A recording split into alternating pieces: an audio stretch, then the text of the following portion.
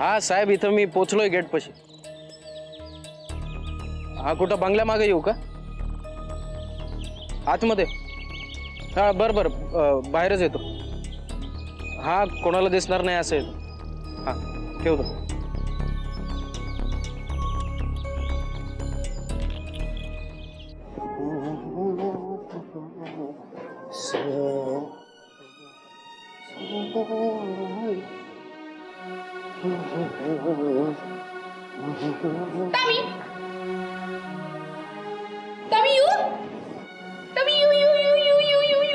एवढं सांगून नाही समजत आहे का?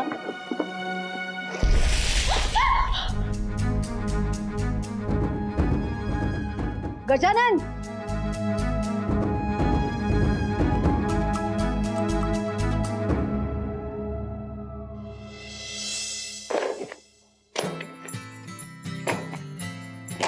खूप काम आहेत आज. सॉरी. आज काय कामाचा मूड? हो, मी जर काम केलं नाही ना तर एक दिवस या ऑफिसला टाळा लावायला लागेल. अहो, काय काम केलंस आज? हे काय सगळ्या अशा फायली पसरवून ठेवल्या. तुम्हाला आवडतात ना? नाही, हे मला पसरायला आवडतं, पण तू का पसरलंस? सांगायलाच पाहिजे. हो. माझं नाव काय? संतोष. मी तर काय करतो? तोच प्रश्न आहे. नाही नाही, पण मला माहिती आहे ना माझी पोस्ट काय, त्यानुसार काहीतरी मी वागण्याचा प्रयत्न करतो. पण मग कुठे करतोस काम? बघ ना वेब सिरीज. खरंच बघू? अर्थात. काय भारी येतो तुम्ही. मग पासवर्ड बदलला नाही ना? अजिबात नाही, तुझा फोन नंबरच आहे. वा वा. काय हो, पण आज काय खबर काय? एकदम भारी दिसते. पासवर्ड चेंज करी ना संत्या. लगेच जातो मी.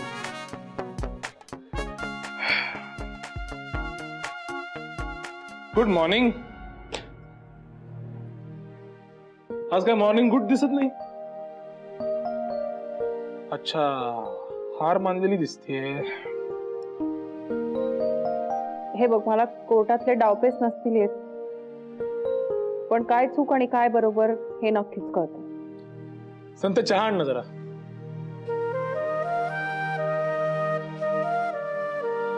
त्यात चुकी बरोबर म्हणजे कोणाच्या दृष्टीने चुकी बरोबर? हे सगळे मॉरल्स आहेत ना मंजिरी, ते सब्जेक्टिव्ह असतात आणि कोर्ट खूप रिजिड आहे. नाही पटलं? There is no such thing as black और व्हाईट. कुठलाच माणूस ब्लॅक व्हाईट, चांगला वाईट असं नसतो. तो चांगला वाईटाचं मिक्सचर असतो. असं तुला कसं सांगता येईल आता, असं मिल्कशेक सारखं. त्यातनं चांगलं काय आणि वाईट काय असं बाजूला नाही काढता येत. He is one person. हो, पण त्याच्यासारखी सगळीच माणसं गोड नसतात. Okay, wrong analogy. पण हे असं बोलून आपण कोर्टात केस नाही जिंकणार आहोत. Give me the facts. तेच सोल्युशन नाही सापडलंय मला, पण त्याच्या जवळ जाता येईल. आता ते कायद्याच्या चौकटीत कसं बसवायचं ते तू ठरव. ओके, बोल. तर एक मिनिट.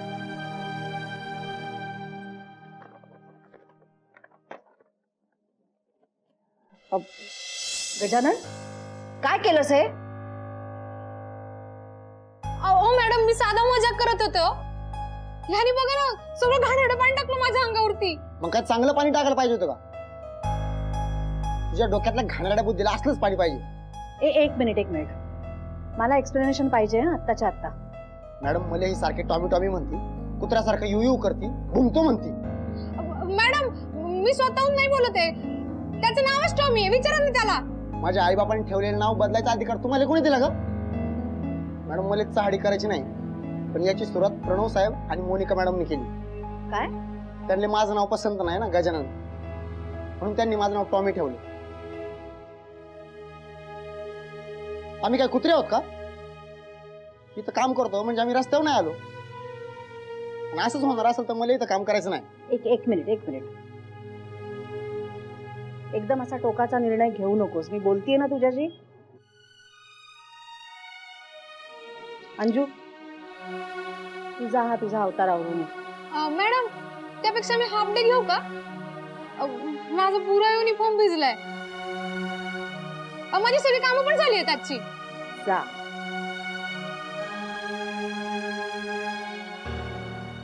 आता हे सहनशक्तीच्या पुढे गेले मॅडम. मला इथं मानाने काम करता येईल का नाही तुम्हीच सांगा. अरे वा, अगदी युनियनची भाषा करतोयस. नाही, कुणाची फूस आहे तुम्हाला माहितीये मला, आणि तिच्याच मुळे तुम्ही असे सगळेजण वागायला लागलाय. काय प्रॉब्लेम आहे रे तुम्हाला? हा, पगार वेळेवर मिळतायत, राहायला जागा दिलीये, खायला प्यायला मिळतंय, अजून काय हवंय तुम्हाला? मॅडम आम्ही पण माणूस आहे आणि आम्हाला माणसासारखं वागवलं ना तरी लय झालं. माझ्या आईबापाने ठेवलेल्या नावाने इथले लोक जर हात मारणार नसतील तर मला इथं काम करायचं नाही.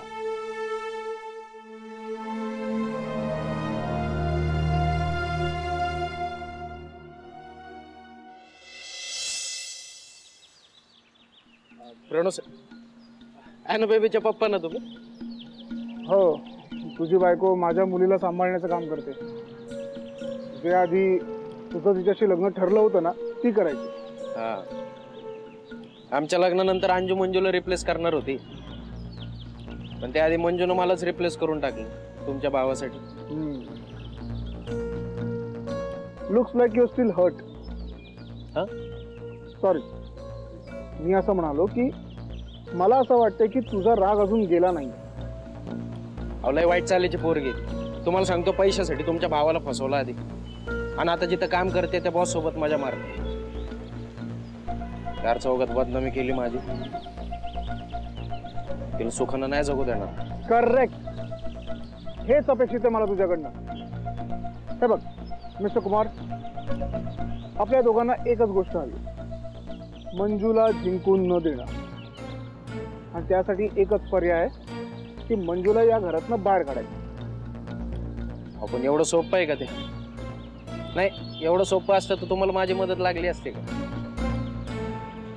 आणि आता एवढं अवघड काम आहे म्हणल्यावर जरा म्हणजे नाही का, म्हणजे नाही का म्हणजे काय?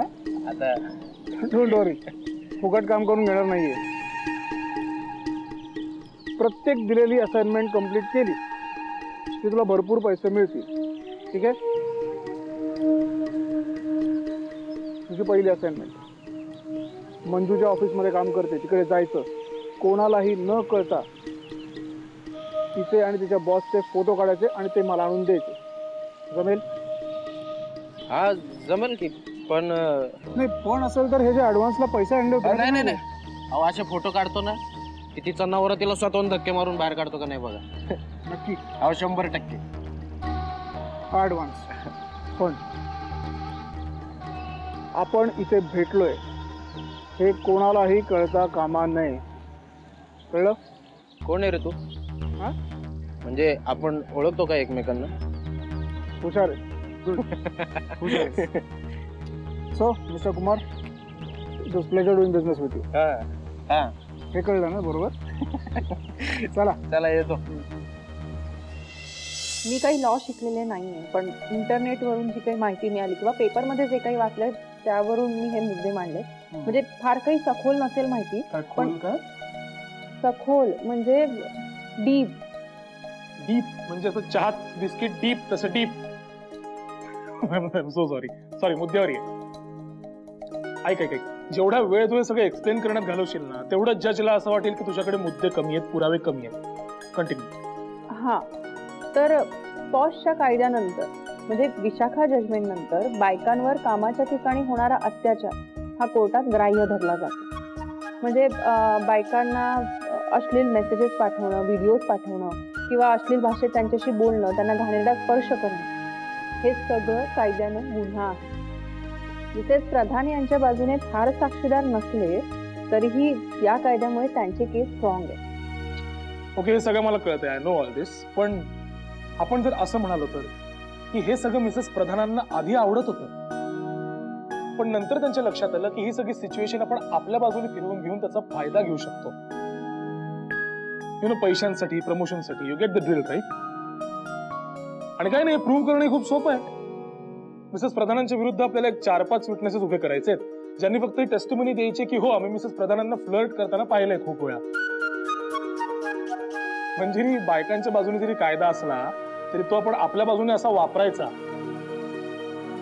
कारण लोक बायकांना पटकन जज पण करतात, त्यांच्याबद्दल मत तयार करतात, त्याचा आपण फायदा घ्यायचा. सॉर्टेड. आणि यांनी मी मिसेस प्रधानांकडे स्ट्रॉंग प्रूफ कुठे? आहे.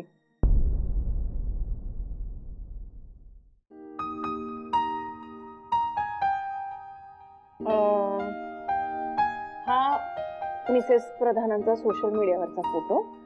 ह्याच्यावरच्या कमेंट्स वाचा. कमेंट्स बघता येतात ना? तर मिस्टर आचार्यांनी हा फोटो लाईक केलाय आणि त्यावर कमेंटही केली, लुकिंग गॉर्जियस. किती दिवस झाले तुला मेसेज पाठवतोय पण तू काही रिप्लायच करत नाही. रागावली आहे. बघा बघा. समोन हेल्प दिस मॅन. या मिस्टर आचार्यचं काय करायचं? अवघड आहे आचार्य. म्हणजे तूही हे मान्य करतोस की ह्यामुळे मिस्टर आचार्य चुकले आणि त्यांची केस वीक होते, बरोबर? अगदीच असं नाही, पण म्हणजे 50-50 चान्सेस आहेत, हो ना?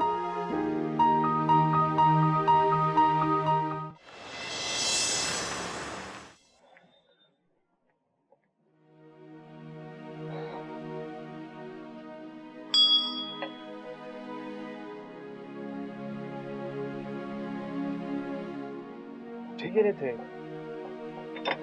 परत कुठेतरी लेक्चर द्यायला गेले असते, पण मला आधी सांगायचं तरी, पैसे वाचले असते माझे.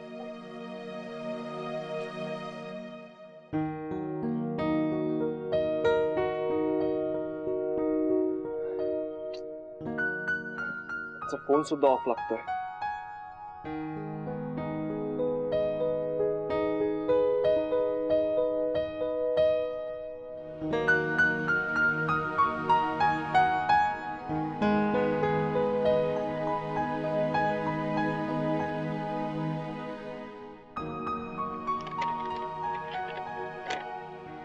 शौनक, मला शोधण्याचा प्रयत्न करू नकोस. मी कधी येईल ते मला देखील माहित नाही. तू असं करायला नको होतस. मी तुला सांगितलं होतं सुहासिनी बद्दल मला प्रश्न विचारलेले आवडत नाही. माझ्या खासगी आयुष्यापासून दूर राहा. पुन्हा आपली भेट कधी होईल माहित नाही. पुढच्या आयुष्यासाठी शुभेच्छा. जगदीश महापात्र. ओके, तुझे सगळे मुद्दे व्हॅलिड आहेत असं जरी आपण धरलं तरी तू अजून सोल्युशन दिलेलं नाहीयेस. सोल्युशन म्हणजे हेच की तू तुझ्या क्लायंटना सांग की त्यांची ही केस जिंकण्याची शक्यता फार कमी आहे आणि ते जे काही वागले ते तुला कळलं. एक साथ नमस्ते. म्हणजे तुला वकील व्हायचंय की शिक्षक? हे बघ, मला असं वाटतं की तू तुझ्या क्लायंटना समोर बसव, त्यांच्याशी बोल आणि त्या मिसेस प्रधानांनाही बोलावून घे. त्यांना चर्चा करून सोडवू दे ना हा प्रश्न. त्याला काय म्हणतात, काहीतरी म्हणतात, त्याला आउट ऑफ कोर्ट जाऊन सेटलमेंट करणं असं म्हणतात. हा. आणि म्हणजे थोडक्यात तुझं असं म्हणणं आहे की मिसेस प्रधानांनी केस मागे घ्यावी म्हणून माझ्या क्लायंटनी त्यांना पैसे देऊन विकत घ्यावं. हे या भाषेत नसतं सांगितलंच तरी चाललं असतं, पण एवढंच नाही. तुझ्या क्लायंटना मिसेस प्रधानांची माफी सुद्धा मागायला सांगायची आणि त्यांनी खरंच जर मनापासून माफी मागितली तर कदाचित मिसेस प्रधान स्वतःहून केस मागे घेतील. बोलून सगळ्या गोष्टी सॉल्व्ह. यार तू हसतोयस का? हे बघ, तू मला सोल्युशन मागितलं होतं, मी तुला सोल्युशन दिलेलं आहे आणि हे फक्त तुझ्या क्लायंटसाठीच नाही, तुझ्यासाठी पण जास्त फायद्याचं आहे. Okay, enlighten me. तू वकील म्हणून फक्त तुझंच काम केलंय असं नाही, तर विरोधी पक्षातल्या बाईचं नुकसान होण्यापासून वाचवलंय. त्याचं समाधान मिळेल तुला. ते महत्वाचं नाहीये का? अजिबात नाही. उलट ही केस जर मी जिंकून दिली तर अशाच अनेक केसेस परत माझ्याकडेच येतील आणि आउट ऑफ कोर्ट सेटलमेंट करण्यात काहीच टॅलेंट नाही. आणि माझं रेप्युटेशन मी या एका बाईंसाठी खराब का करून घ्यायचं? हे बघ, तू मला सांगितलं होतं तुला केस हरायला आवडत नाही म्हणून त्याच्यावरती मी हे सोल्युशन काढलं, आउट ऑफ कोर्ट सेटलमेंट. पण यावरही जर तुला त्या बाईंना त्रासच द्यायचा असेल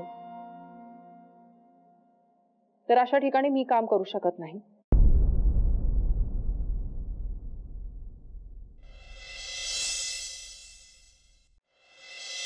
तर असं कसं करू शकतात महापात्र? त्यांना माहितीये की मला नोकरीची किती गरज आहे, आणि तेवढंच नाही, त्यांच्या पुस्तकाचं काम मी इन्व्हॉल्व्ह झालो होतो त्याच्यामध्ये. म्हणून एवढा त्रास झालाय होय? सर, असे तडकाफडके कसे निघून जाऊ शकतात? माझे कितीतरी प्रश्न अनुत्तरित राहिले आहेत. ते असं नाही करू शकत. अरे, मागे एकदा एका इंटरनॅशनल कॉन्फरन्स मध्ये त्यांचा पेपर वाचला जाणार होता, तर तो पेपर सोडून हा गृहस्थ तिबेटला निघून गेला. का? तर म्हणे मागे एकदा एका मॉन्कनी त्याला एक प्रश्न विचारला होता, एक कोडं घातलं होतं, त्याचं उत्तर त्याला आत्ता सापडलं, म्हणून त्याला सांगायला तो तिबेटला गेला होता. काय? दिस इज टू मच. पण बरं आहे, ते परत तरी आले की 4 महिन्यांनी. व्हॉट? पण 4 महिने मी नोकरीशिवाय कसं घालवू? आणि तुम्ही सांगता त्याप्रमाणे ते 4 महिन्यातच येतील हे कशावरून? 4 दिवसात येईल तो, किंवा 4 आठवड्यात येईल.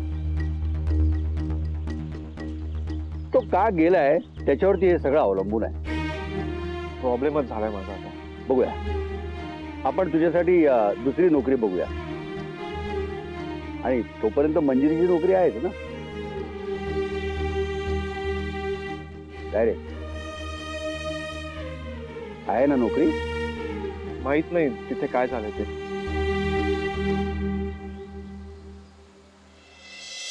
आपली कामाची पद्धत जुळत नाही, आपले विचार जुळत नाही, आणि अशा ठिकाणी मी काम नाही करू शकत. हॅलो, इथे मी तुझा बॉस आहे, बिझनेस पार्टनर नाहीये.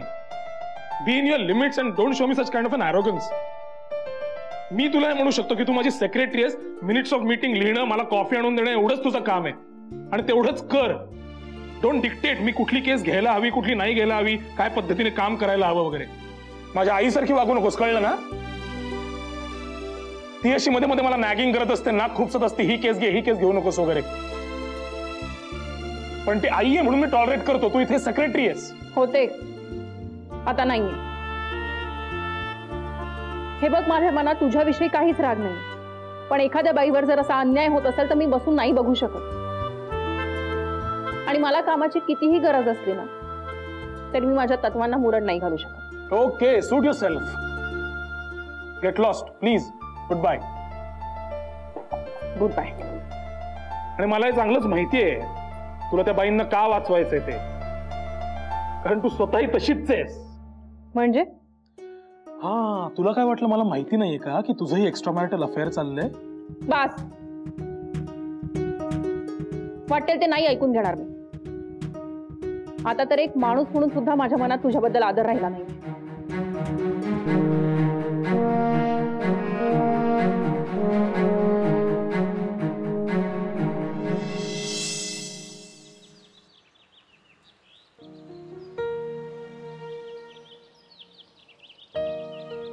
अयो, इतर आमची गाडी आहे. ह्या आलेत की काय इकडे? काय ग? तुम्ही इकडे? हा, तुला सरप्राईज द्यायला आलतो. खरंच? कसलं भारी. आओ, मला पण आज लवकरची सुट्टी मिळाली आहे. मला कुठेतरी बाहेर घेऊन चला ना फिरायला. सारखं काही ना काहीतरी मागत असतेस. आओ प्लीज. बरं चल, आज आपण आहे ना मस्तपैकी पॉश हॉटेलमध्ये जेवायला जाऊ. एक्स्ट्राचे पैसे मिळाले. चल. हा, फक्त मम्मीला सांगू नको. हा, नाही नाही नाही सांगणार, सिक्रेट. चल.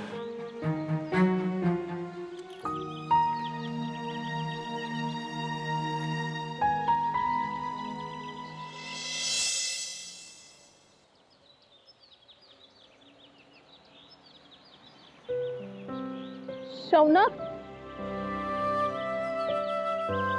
शौनक,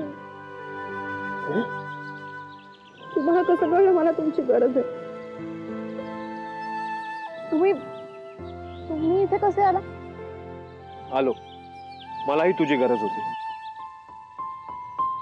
मंजिरी, मला माणसं ओळखता येत नाहीत का ग?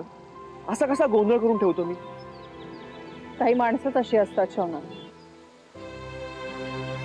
ज्यांना आपण नाही ओळखू शकत. मला कोणीच नकोय, मला या जगात कोणी नकोय, सगळे वाईट आहेत. मला फक्त तुम्ही हवे आहात. काय झालं?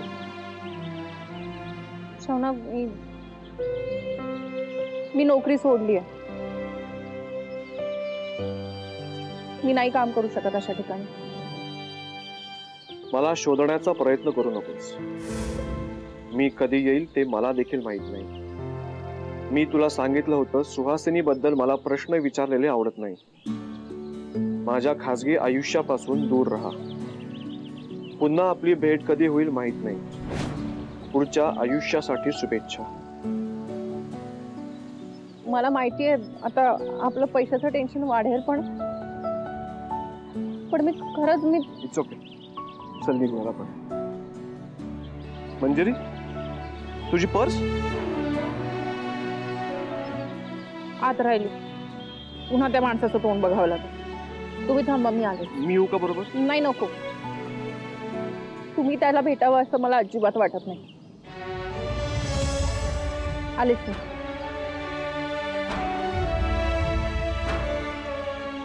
अरे एक्सक्यूज मी, ही पर्स तुमच्याकडे कशी आली?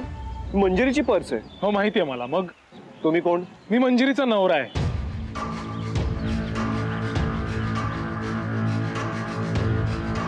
काय?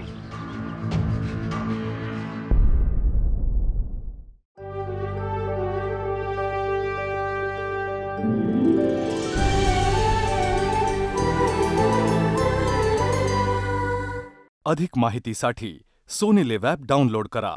Sony LIV, we live to entertain.